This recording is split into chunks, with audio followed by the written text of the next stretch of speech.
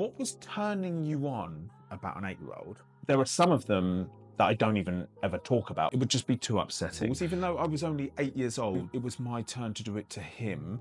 Then I turned 25 years old, severe flashbacks. Mate, you are never gonna believe what happened to me when I was younger. Like, what is it that you actually want? I want to confront him to his face. The door opens and it's him.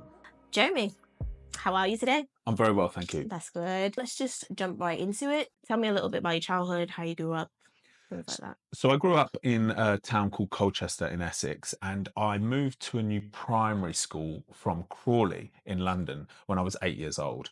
And my first day at school couldn't have gone better. I met this group of friends and on the playground that morning, and we just gelled instantly. There's like 4 of those boys that I still know today, and the group has grown over time.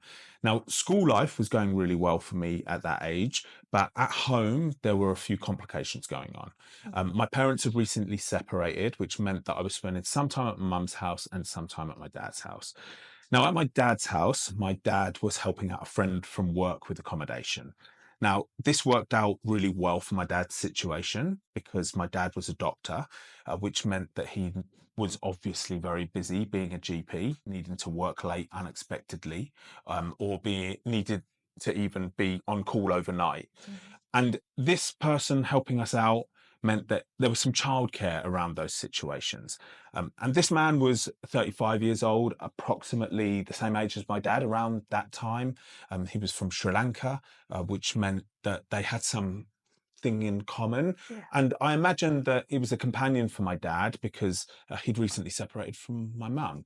And so he would stay over at the house now and again and help us out in this way. But this man wasn't what he portrayed himself to be. He was evil behind closed doors, and he took a liking to 8-year-old Jeremy. Now, this is when the grooming started, and I don't really remember how the grooming unfolded, but it must have started slowly in some way. Maybe touches on my body got me used to that until he moved it to the next stage, or maybe he would praise me or give me extra attention and kind of befriend me in that way, and just move it stage by stage from there. But the grooming process worked on me, and we ended up doing sexual things together. And I was kind of in on it, I remember.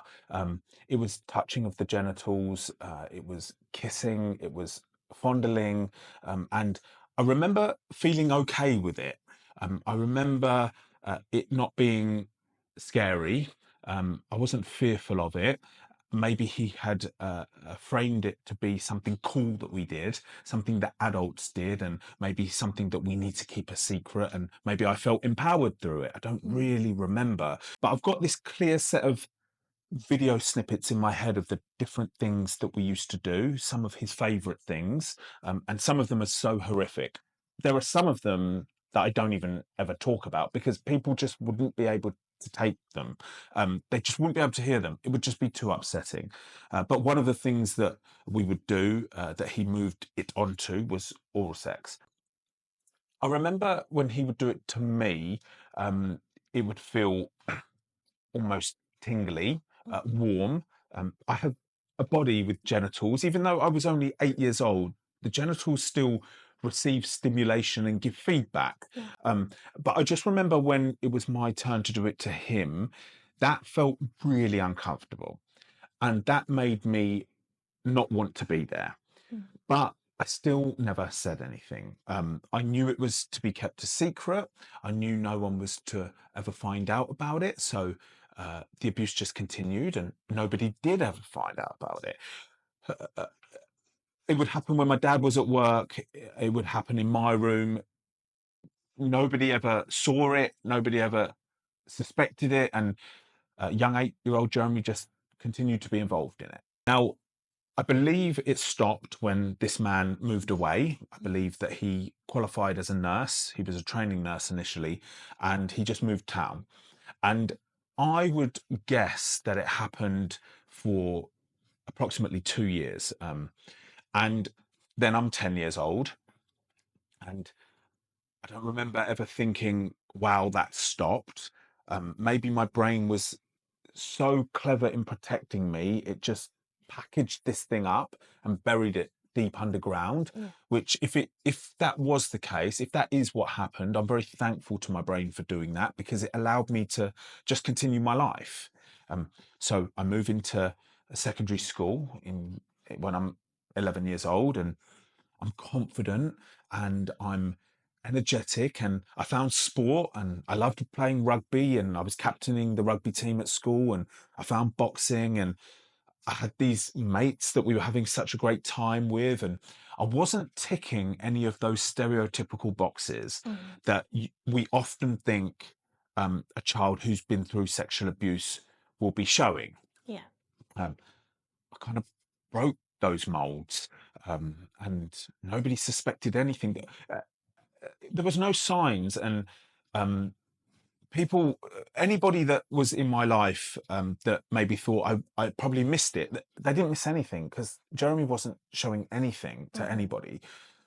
So I moved into the middle of secondary school, 14, 15, and I continued doing well.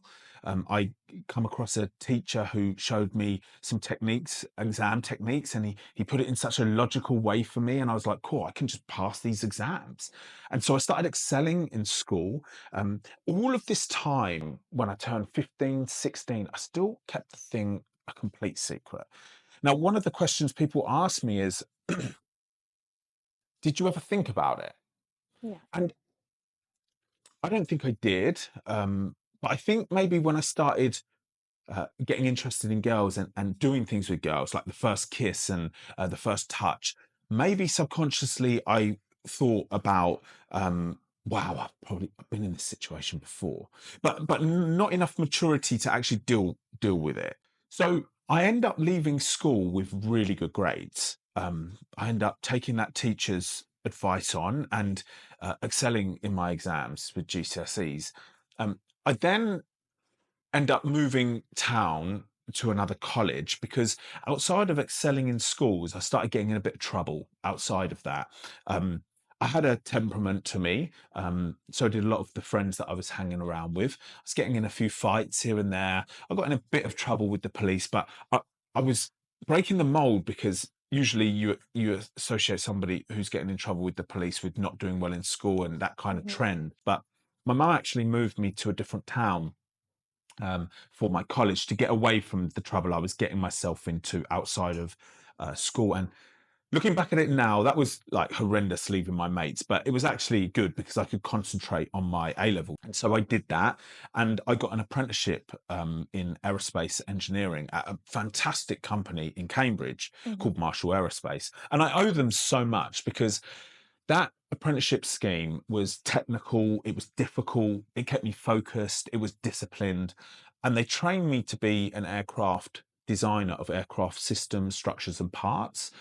And I just loved it. Yeah. Monday to Friday, it kept me focused. Now, I actually ended up climbing the corporate ladder very quickly, which meant I started getting paid well. And so weekends became a lot of fun. So Monday to Friday was just like all consumed by my job and my career, getting more skillful as an engineer. I started working in different countries, and Mhm. at the weekends it was like, oh, it was madness from Friday night to Sunday morning. We were out partying, but just having a good time. Life was going really well, and I moved into my 20s. Still excelling in all these different areas and feeling really good about myself. And then I turned 25 years old, and then something seemed to change. It was so weird. It was so unusual. Uh, I started experiencing these low bouts of sadness. I really recognized those, because it wasn't usual for me. I Yeah. was confident, outgoing, upbeat, had a good vibe about me. And so this really was different. So I sat with it for a little while, and tried to work out what was going on. I was quite self-aware at that time, 25 years old, so a fully grown man, Yeah. and an engineer. We're problem solvers, right? So I thought, something has changed. What is it? And then I recognize that, "Ah, damn it, it's the abuse, it's back." Now, remember, I finished at 10 years old. I'm now 25 years old. In all of that time, I hadn't really ever completely forgotten about it.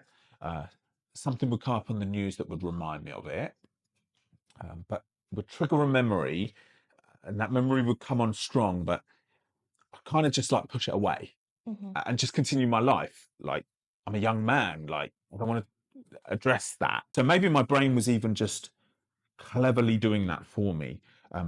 But this was different. Mhm. So I thought to myself, it was so intense. The feelings were so intense when I accepted that it was the abuse and it was back. And I thought to myself, right, what am I going to do about this? Um, and I thought, I'll just push these memories away every time they come on strong because they need to go away. And we've been good all of this time. Mhm. So I try and I keep trying and I keep trying and I keep trying, and I just am not getting anywhere. I end up getting to 27 years old. The memories still haven't gone anywhere. The memories are still causing me trouble. In fact, they're growing in intensity. And these memories turned into severe flashbacks, which then ended up turning into night terrors. And the night terrors was what made me scared Yeah. because they're out of your control. I look back at it now and I think my brain was telling me, like you need to deal with this. Mhm. It's almost like a signal. It's almost like a message because the night terror was um, me laying in my bed, paralyzed, so I couldn't move, and him walking through the door, Mhm. and him taking more steps towards my bed, and me shouting louder and louder in my dream because I recognized it was a dream, and then waking myself up. And that's pretty intense. Yeah. And that was probably the stage in my life where I knew I was in trouble. Mm. Like, I couldn't handle this alone anymore. I needed to do something about this.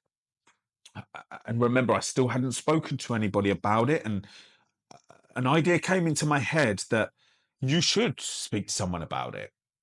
Now, I wasn't following anybody that spoke about this on social media. Abuse or vulnerability wasn't a conversation in my friendship group. That wasn't what we were like. I don't know where this idea came from, but it was an idea that made it just felt strong. It made me feel strong thinking about it. So I thought that this is what I should try and do. Who was I going to tell? I had a couple of mates that I had met in primary school. Um, as I mentioned at the start of my story, that new primary school that went so well, that first day where I met those set of boys, a few of them I still knew at this time. So that was nearly 20 years later. So I had people that I could trust. Yeah.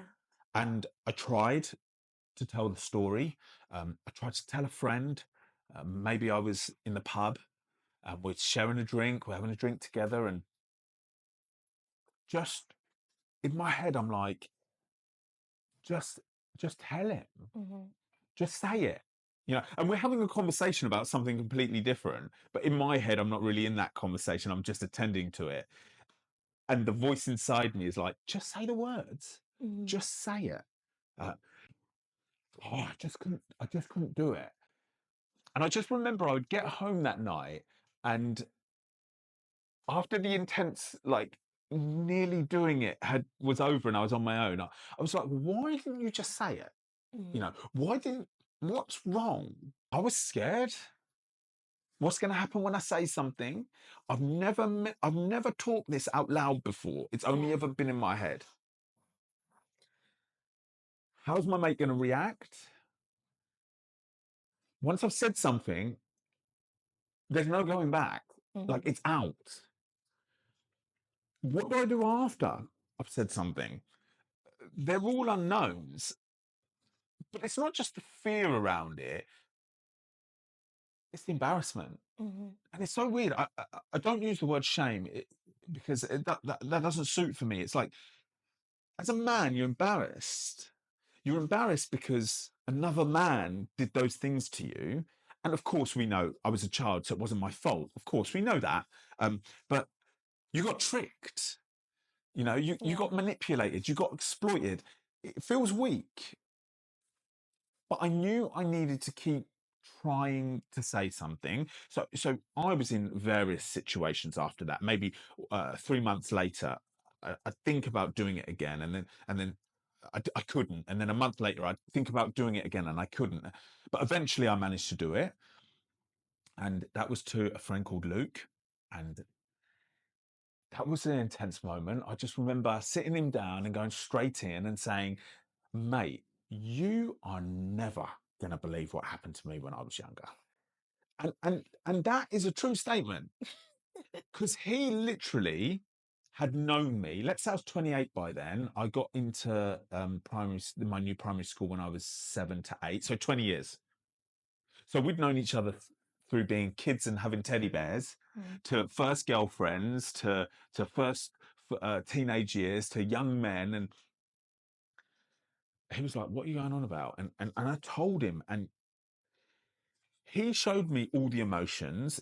He was frustrated. He was angry at himself for not recognizing it or asking the right questions. He was obviously angry at the man that did this. He was, he just showed this. He just really, really gave me great feedback in being real and Mhm. raw, and giving me my space to talk. Um, he didn't interrupt me. He didn't question me. He just listened. Uh, and it was probably one of the most pivotal moments of my life. I know not everybody's so lucky in their first her first disclosure, the response that they get.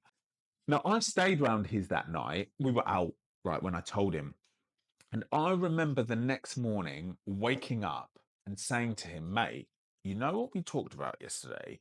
Um, I can't believe how good I feel. Like, I feel stronger.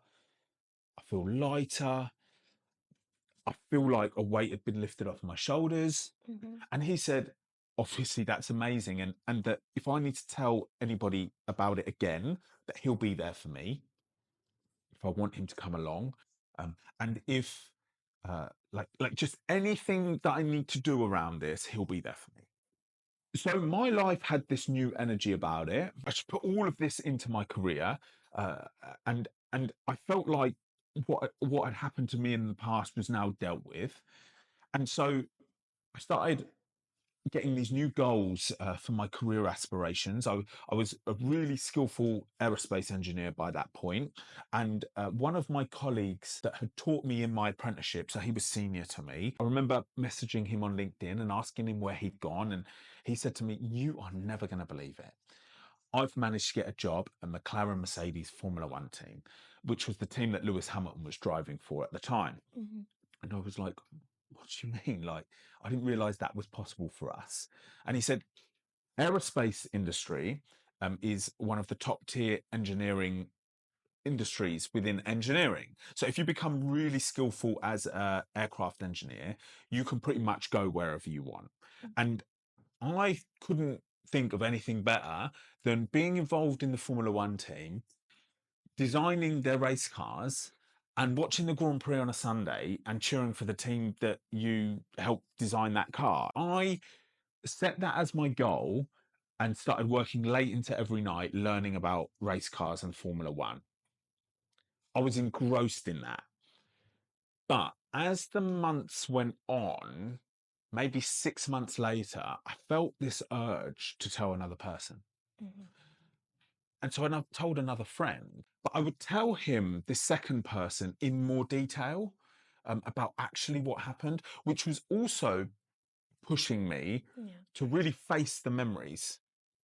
And it felt good again after I told him. So then it seemed like 3 months later, like a little bit shorter period, I felt the urge to tell another person. And I kept doing this until I told all of my close mates. And then they all knew. It's almost like I was overpowering the story through that process instead of it overpowering me. Mm. Now, alongside this, in my career and life, I was really working hard at this dream of Formula One. And I managed to get a job at Jaguar Land Rover in Coventry. And I was selected to design the new parts on their new Range Rover models. So this was a great move. I continued moving that momentum on that side of my life. But now the other side of my life was kind of knocking at my door too. And I wanted to keep telling people. And um, I, I ended up breaking out of my friendship circle and Mhm. telling my friends what girlfriends or their wives. So if you think about that, that's the first. It's like the next boundary of people. Yeah. Yeah, and that was again. You know when I told you that I told Luke for the first time that feeling that I got that feeling again when I was breaking out into the next circle. But Mhm. again, I felt good, and then I even started telling the parents of the friends that knew me in all of this time. And when I told the parents of my friends who knew me when I was 8 years old, I said to them, now that you know what happened to me, in hindsight, when you look back, um, at 8-year-old Jeremy, could you see that I was showing any signs? And they all said no. Even with the beauty of hindsight, they all said you would have been one of the last people that we picked. You weren't giving us any indication that something that intense or horrific would have been going on behind closed doors for you. So I was doing all of this, releasing this, telling more people, getting interested in understanding the story. Um, but I was running my career too, running them both alongside each other. And I continued pursuing this dream. And I ended up working for McLaren Supercars in Woking, which was a great job. And I ended up designing a limited edition vehicle for them called Speedtail, which was industry breaking. It like revolutionized certain parts of that industry. 107 of those vehicles were made in total, all sold at 2 million each. And that made me feel really good and Mhm. confident. And I was selected to design the carbon fiber parts, the hybrid system, and the crash structure. So it was technical, and I was working with like the best engineers. I felt like this was one step away from this dream of Formula One. Um, and then the next morning, I wake up to an email in my inbox from Red Bull Racing, and they wanted to see whether I would be suitable for their design team. So this was everything that I'd been working towards. But in the other side of my life, through speaking and speaking and speaking, I'd become so interested in what was going on out there. Mhm. Um, so I started searching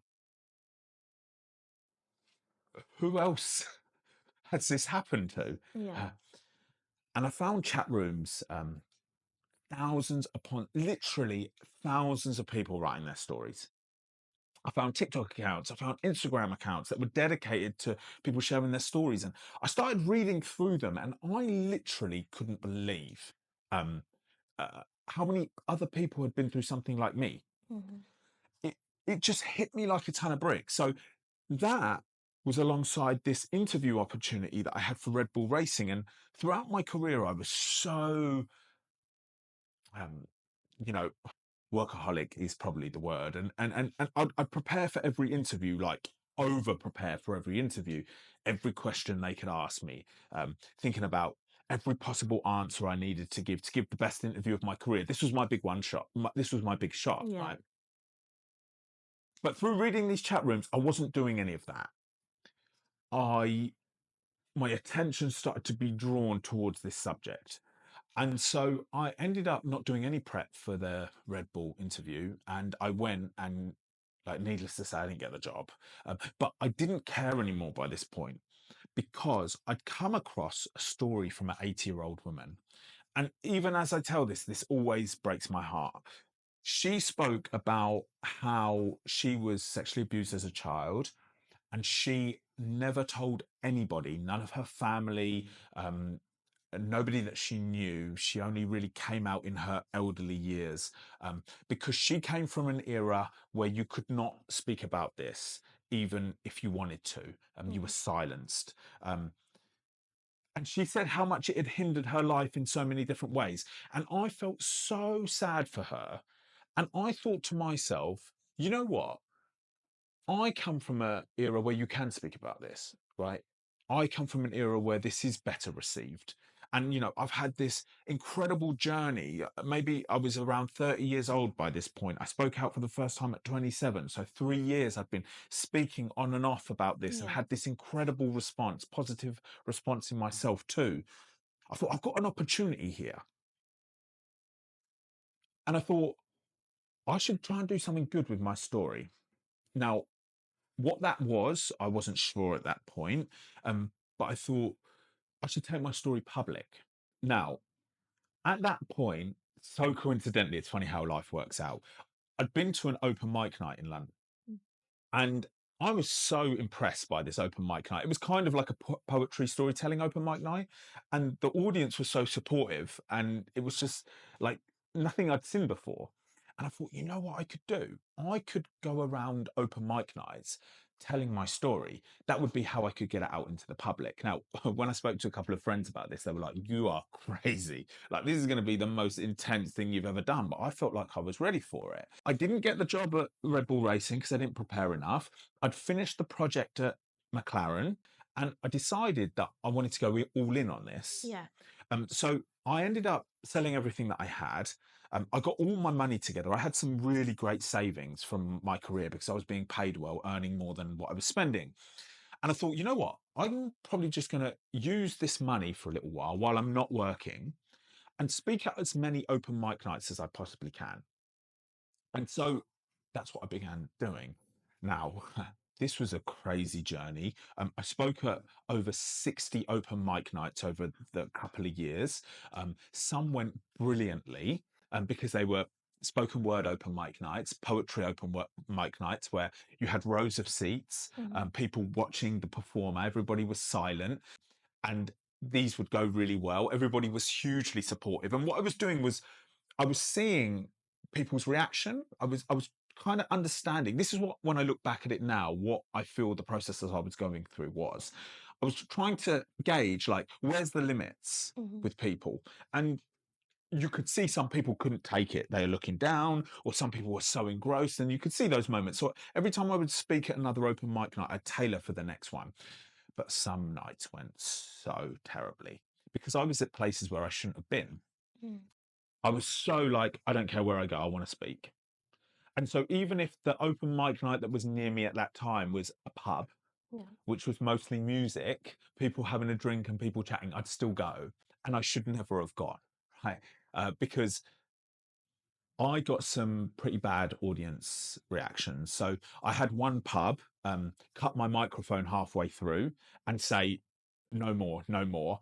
And like, I'm then standing there on stage, like with a microphone, and everyone else is just staring back at me. Mm. And I've got to put my microphone back on the stand and just go and sit down. Now, for some of for that particular event I'm talking to, that was bad of them because I wrote to them before and said, look, I've got this storytelling piece. I know your music and you have the odd comedian, but can I still come? And they said, yeah. So they should have never cut my microphone halfway through, but it showed me where the limits were. There was another open mic night where, oh my goodness, I mean, I can make a short film about this particular scene. It was in Peckham, Mhm. and like I should have never been there, right? And I was last on the list, so I was at 11:30, and people were drunk, and Yeah. people were, and I was like, I should just go home. And I was like, no, you've got to speak at every audience. Like this is building your skill level. So I started speaking, and I could see there was some commotion going on in the audience in the corner, but I was so new to this, I had to really focus on my lines. And then one guy stood up, um, and he shouted out, "Don't you know this is nighttime entertainment? And you come here talking about kids getting touched? Get off the stage!"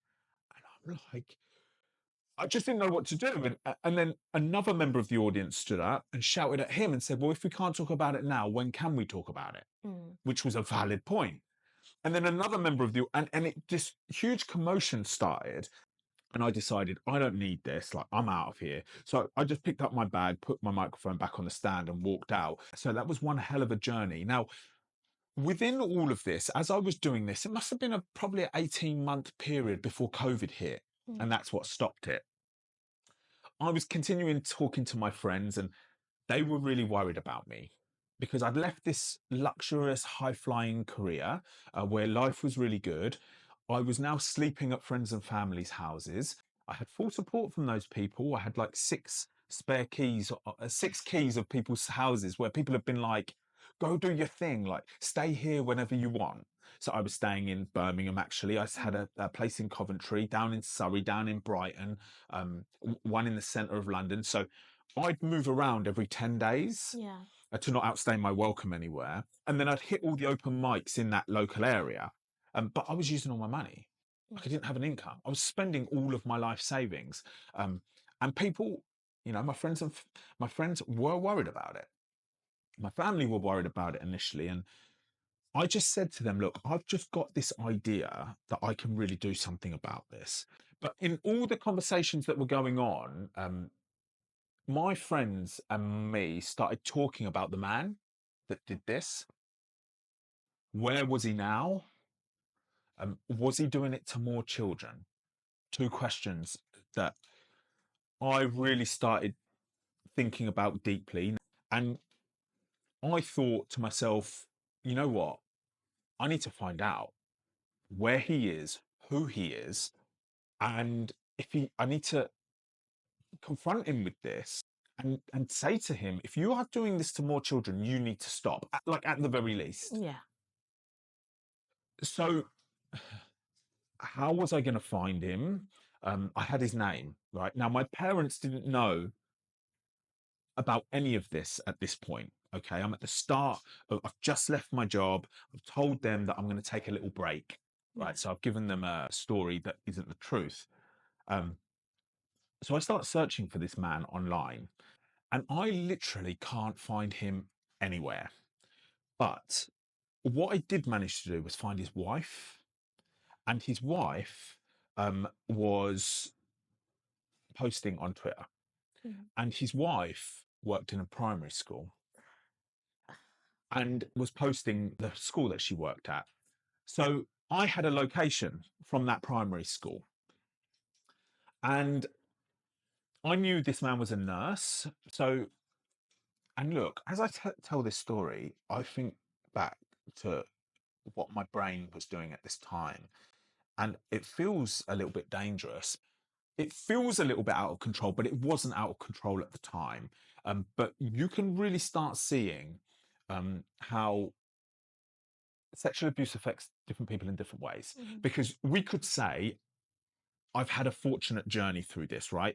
I buried it, I boxed it up, I didn't think about it, I had good friends, got on well at school, got this incredible apprenticeship that kept me focused, had this career ambition, was a young, ambitious man, confident. That's like a fortunate journey, but look how it never left me, Mhm. and was still causing me disruption because I had a location of the primary school that his wife was working at.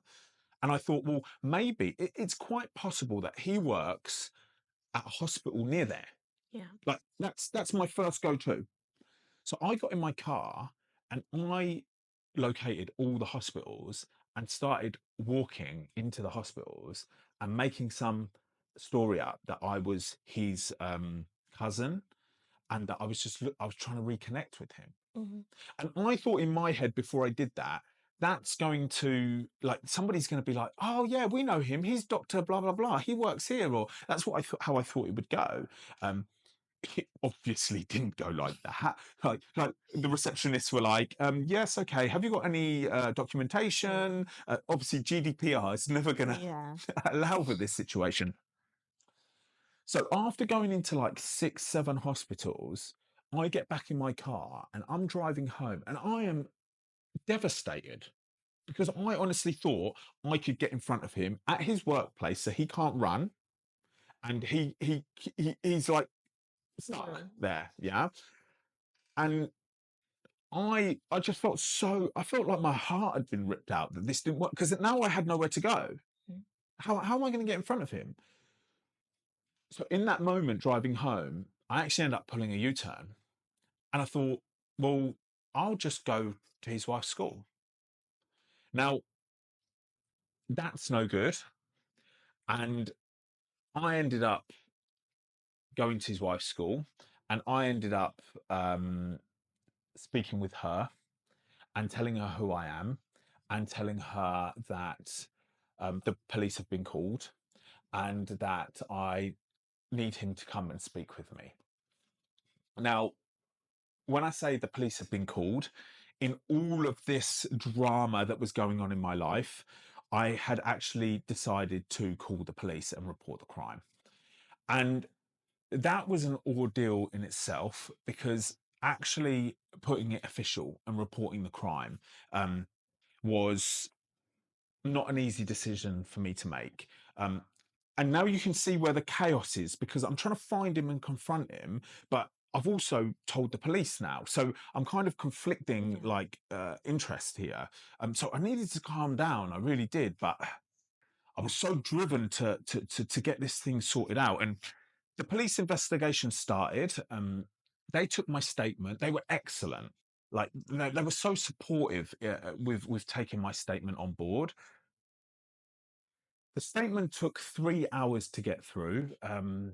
I'd never been in that much detail before. They needed to know everything Mm.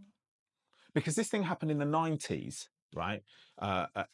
There's no record of like, there's no electronic communication, there's no loads of photographs on a mobile phone, there's none of that. So they're asking me things like, do you remember what you were wearing at the time of a certain abuse? Did he ever, did he have any birthmarks? Did he ever have any scars that you remember of? It's almost like we weren't really getting anywhere, but we really delved into the depths of what happened. It was quite scary, actually, but it was okay. I'd been speaking about it for some time by this point, and the investigation continued. And I've now confronted his wife, saying he has to come and he has to come forward with this. Mhm. Um, but we just weren't getting anywhere, and the police investigation was looking weak. The police needed to know more things. How often was he round? How did he used to get round? Those types of information, and uh, I didn't know those answers. And the only people that knew the answers to those questions was the man that did it, but my dad. And like, I never wanted my dad to find out what had happened. Um, there's no good that's going to come out of that. He's only going to blame himself for what happened. He's only going to feel the most hurt a parent could ever feel for all of that going on under his own roof and him not recognizing. He will also, as a man, feel an emotion where he was exploited and groomed and Mm. taken advantage of. How dare this man do that to him, his family, and his son? But we needed him in the police investigation. Oh, God. So I needed to tell him about it. I drove to his house. Um, he answered the door. Oh, bless him. He answered the door with a smile.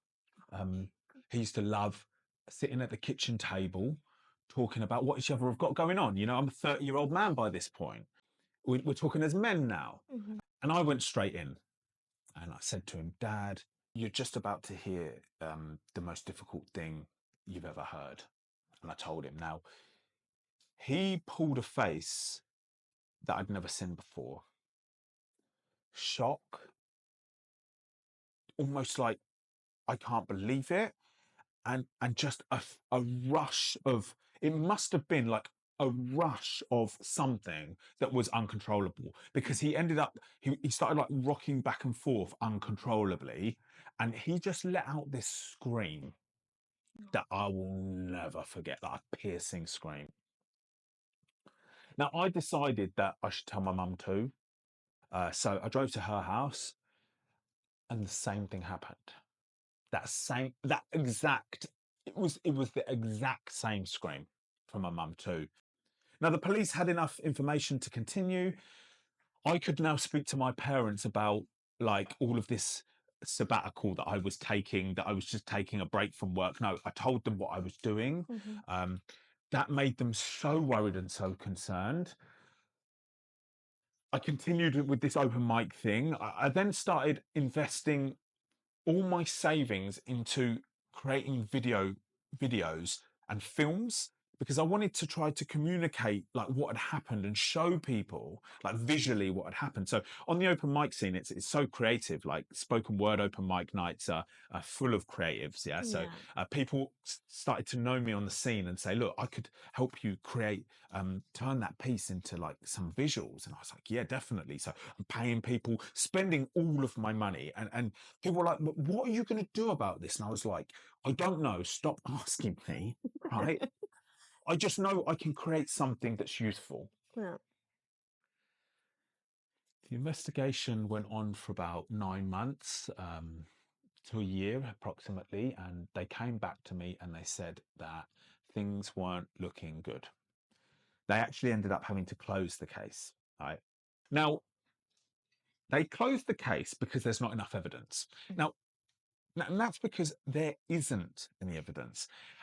And I'm angry about that. I remember getting the phone call. I was actually in a shopping center, and like again, my heart felt like it had been ripped out because now where do I go with this man? Now we can't answer that question of is he still doing it to more children? Nothing can be done about him. Mhm. But we wouldn't want the justice system any other way. We wouldn't want people being criminalized because somebody said something about them, which is essentially my situation, Yeah. right? Because I don't have any evidence. We just have to accept that. So I continue with this. I've got this fire in my belly now. Like I'm writing social media posts. Like I don't care about the boundaries. I don't care about how explicit I'm being. I'm like releasing my anger in now what was called my work. Um, but I still had I was still furious. But I think looking back at it, I was furious because I feel like when I called him out, he should have been man enough to admit it, Mm. right? Um, I was furious that his wife had given testimony again, supporting him in the whole police investigation. Um, and she's in a complicated position because she's been married to him for like 20 years. They've got kids. Like someone turns up at her door and starts saying this thing about him. Okay, I suppose of course she's going to stick by her husband. So I'm speaking to my mates about it, and they're like, "You got to let it go, right? You tried everything, Mhm. yeah. You went through the proper channels, right? You even tried to find him. You even tried to speak to him face to face, and you've got to let that go, right? Because that is no good is going to come out of what that anger that you've still got. But one friend said to me, like, "What is it that you actually want?" Mm. And I said, "I want to confront him to his face. Like, I want to speak to him about everything that happened. I want to say to him what he did will never be forgotten. And that if he's still doing it to more children, that he better stop because we're not standing for this anymore." Oh my goodness, they were all like, "Don't do this. Like, whatever you do, do not do this. This is a bad decision because you don't know how you're going to behave if you ever get in front of him. Mhm. Like you could completely lose it and get violent just as a one idea, right? You don't know. Don't do this." And I replied, and this is what gave me confidence that I should do this. And I replied saying, "You know what? If I ever got in front of him, I would be so surprised if I lost my cool." Now, I'm 32 years old by this point. I spoke out for the first time when I was 27. So we're 5 years along, right? So it's not like the rawness of it, the confidence around it, I felt a lot more stable around it. So maybe that's where that came from. And so here's where I make some bad decisions that I'm definitely not proud of. Mhm. But I did what I did. Because I decided that I wanted to find out where he lived. Um, I did search on the internet again. I didn't get anywhere with that, trying to find his address. But I thought to myself that the only way that I can find out where he lived is to wait outside his wife's work and follow her home. I don't like this part of my story. Um, Mhm. because that's not cool. We give her the benefit of the doubt that she's innocent in all of this. But it's what I did. I parked outside her work and I waited until she came out and I followed her home. And she let herself into the house. There was already lights on, there was already a car there. And I decided to walk up to the door and knock. The porch light came on. Before I walked up to the door, I put my mobile phone on voice record. And when I think about that decision, I think that means how confident I was that I wouldn't lose my cool. I was there for a reason. And the reason was to speak to this man. Mm-hmm. Someone's unlocking the door from inside. The door opens and it's him. And he literally couldn't believe it. And nor could I. He went to slam the door shut, but I managed to hold it open and get my foot in front of it. And what I did was I put my toe was against the door and my heel was against the threshold, and I had chunky Vans on. So he's trying to slam the door shut, but it's not going anywhere. I'm now in a position of power. And I start telling him everything that I always wanted to say to him. I start saying, who the hell do you think you are? Why were you doing that to me? What was turning you on about an 8-year-old? Why were you doing X, Y, Z? And I started becoming really explicit about it. And he started getting really angry and trying to shout over me. He asked his wife to get a knife. And it just feels so dangerous when I talk about this part of the situation, because what was I thinking at that moment? And that is, I don't care if you get a knife. I had the power in that situation, and I wasn't going to go back to him being in the power. Thankfully, his wife said, "Don't be so stupid. I am not doing that." But if he had got the knife, would I have moved? I honestly don't think I would have. And that could have got fatal. Mm-hmm. The conversation continued. His wife is now in the background calling the police. When you say conversation, was he engaging with you, like kind of denying your allegations? Yes. Or Yeah.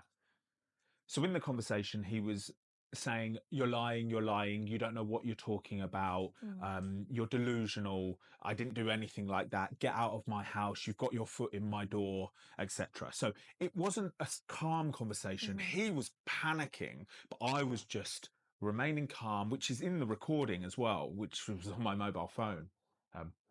So as I mentioned, the police are called.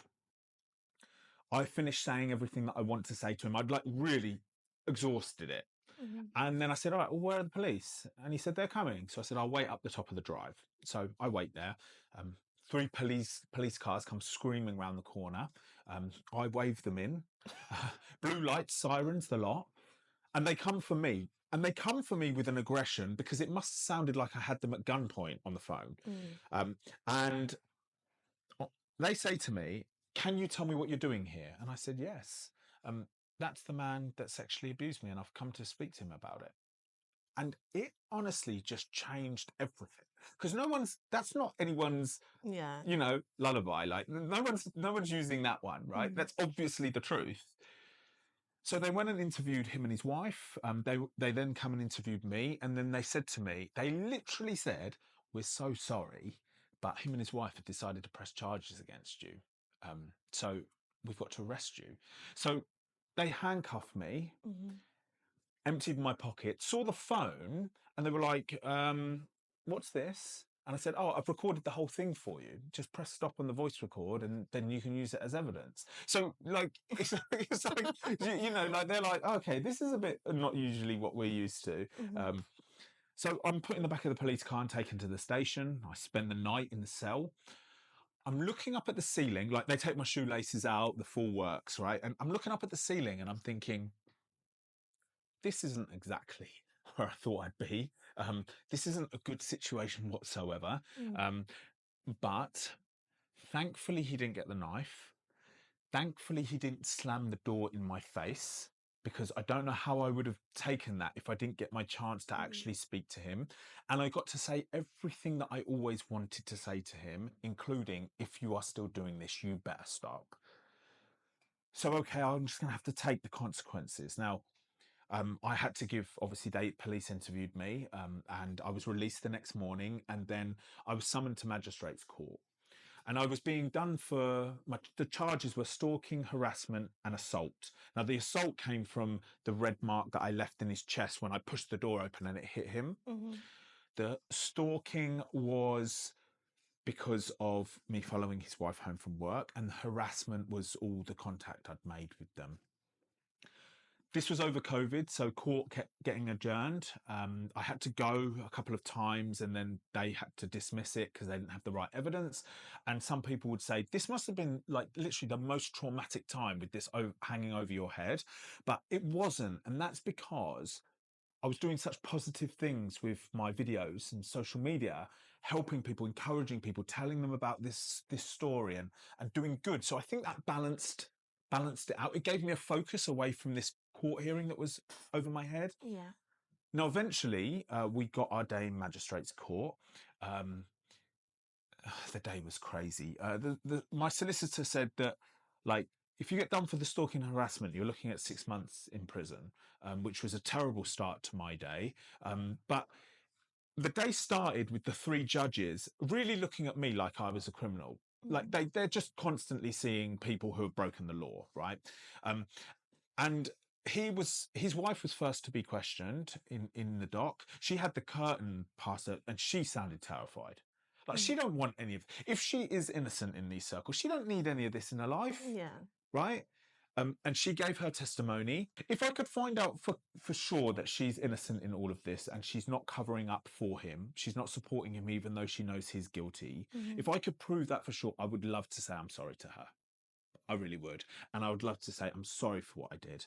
Right? I should have never done that, and I would tell her and try to explain to her my reasoning, or the emotions that I felt that led me to those decisions. Yeah. He then was in the dock and got questioned. He crumbled, and I was like 10 meters away from him. He didn't look at me once, and I was sitting there while he was crumbling under the questioning, thinking, "You got to do better than this.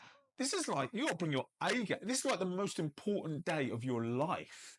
And you're like stuttering around, and the judge was like, the judge mentioned at the start of the day, we are not here to talk about the case that's already been investigated and closed, meaning the sexual abuse allegation, right? Yeah.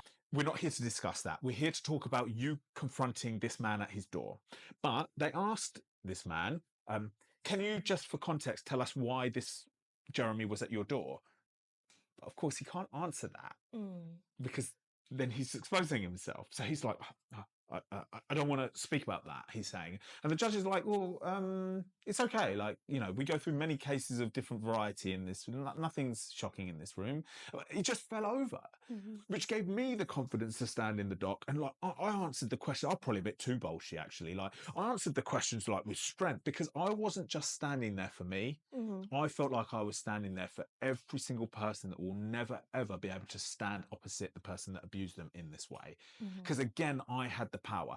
The tables had completely turned from when I was a child. When I was a child, he had the power over me, and now I had the power over him. When the day finished, it was like the trial lasted a day, and the verdict was not guilty for the stalking and harassment, thankfully, but guilty for the assault. And I was given £1,000 fine, a restraining order from that particular part of the country. I couldn't be seen there for 2 years, and if I ever contacted him again, I would be in big trouble. And so I left the court. I now have criminal record.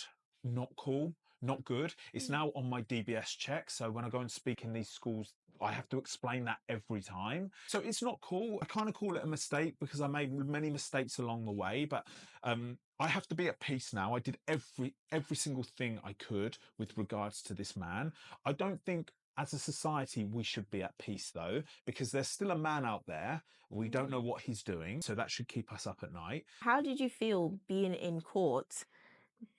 being charged for something against the person that actually hurt you and they were never charged for it. You just can't believe the irony in it, can you? Mm. You can't believe that twist in the story. Like, it is, even when I reflect on it now, I think it's madness. Yeah. Um, and yeah, I'm angry that the fact that the prosecution came this way, and the fact that actually I tried to prosecute him, but there wasn't enough evidence to get him into court. We understand the realities of that, but he managed to get me into court immediately. Yeah. And the the medicine, or the calmness, comes because I had my power over him throughout the whole court day, Mm. right? And I'm confident in saying I have successfully sent a shiver up his spine, Mm. right? That if he's still doing this, he's at least thinking twice about it, right? Whatever he's doing online, whatever he does in his job, if he's still offending against children, which, statistics show us that it's possible that he is, at least me confronting him sent a shiver up his spine and let him know that, like, we're not standing for this anymore. Mm. And now I just continue with my work. I support my family in the ways that I can because they feel the pain through this too. The final part of my story that I want to explain, to just give everybody an idea of the intensity, is my father passed away through all of this. He actually died at the same breakfast table that I told him about it for the first time. That was about 2 years later. We only ever spoke about it twice. The time I told him and the time he had to give his statement to the police. Looking back at it now, he died in February 2022. I look back at it now and I'm like, I wish I helped him more Mm. through it. And of course, I know it's not my fault, and I did everything that I could, the best I could. But maybe he just couldn't take the pain of a conversation around it. So maybe it was the best how it turned out. But he actually ended up having a heart attack in the same chair, and he didn't lift his head from the day that I told him. He couldn't Mm. recover.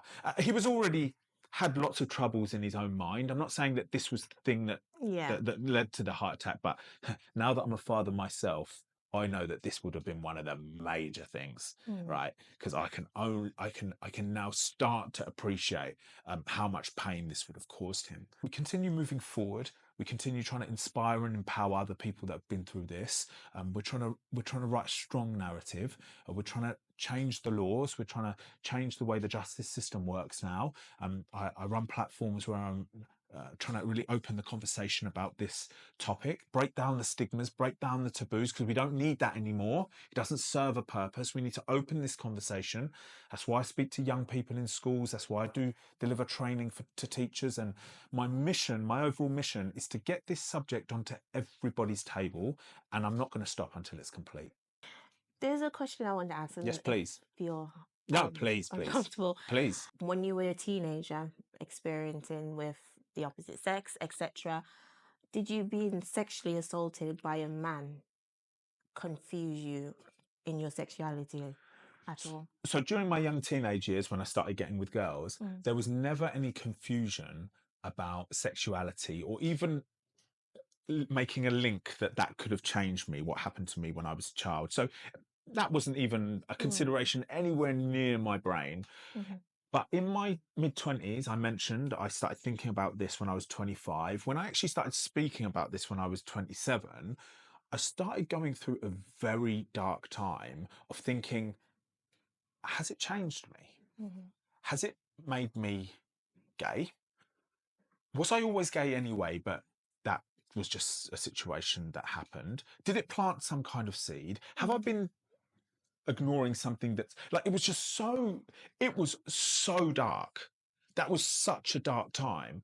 And I didn't speak to anybody about it, Mm-hmm. even though I was speaking about the abuse at this point. So I was like strong and confident in these moments, but that I didn't speak to anybody about. Mm-hmm. Because it was really scary. It was like really scary. Like, what's my life been about?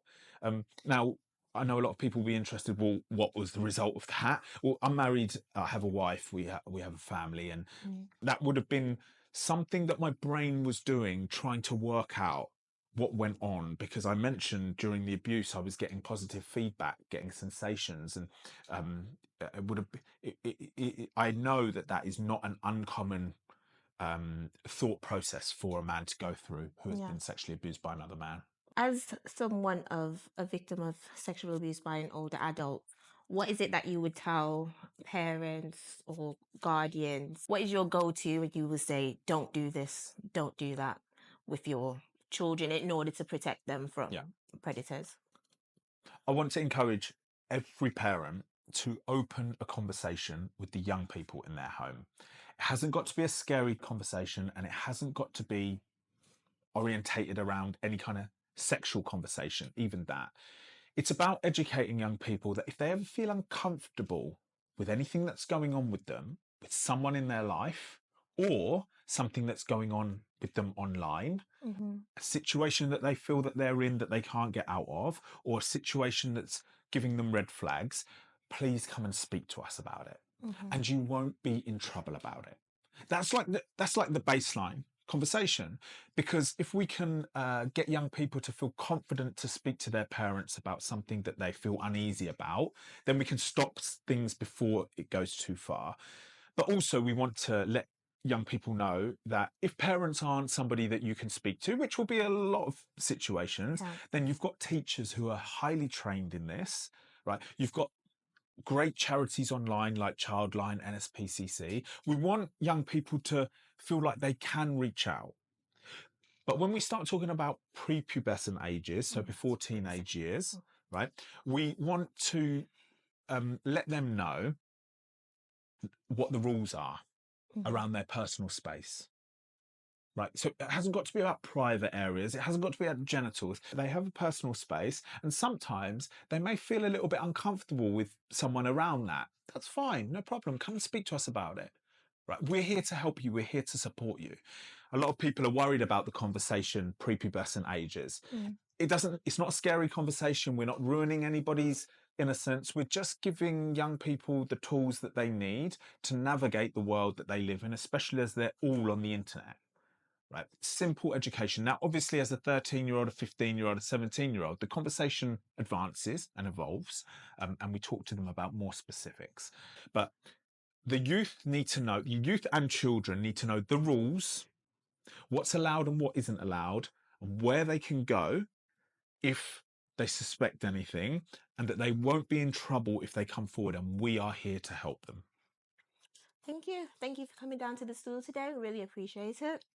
Just let the people know where they can find you if they want to book you or anything like that. Great. So I'm on all social media platforms under Jeremy Indica, all the usual social media platforms, including YouTube, and I have a podcast as well.